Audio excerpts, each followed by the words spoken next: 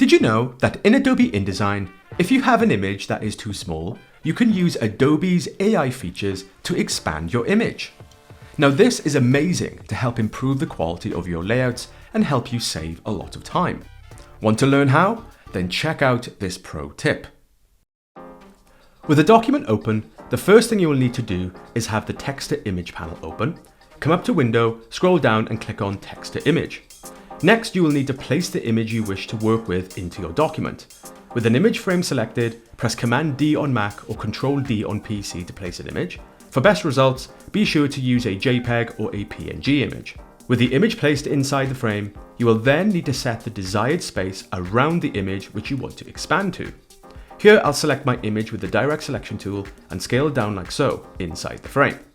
With the frame selected, come into the text to image panel. From the top drop down, select Generative Expand.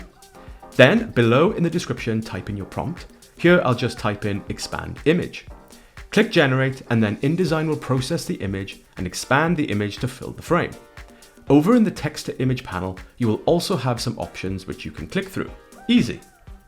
Now one thing to keep in mind is that if you come into the links panel, you will now see a new link that has been generated. If you right click and reveal in Finder, you will now see where the image is located on your computer, where you can either leave it where it is or copy and paste it somewhere else on your computer. Excellent. So that's how you can expand an image in InDesign using the AI generative tools. For more pro InDesign tips and tricks, check out the channel and be sure to like and subscribe for more.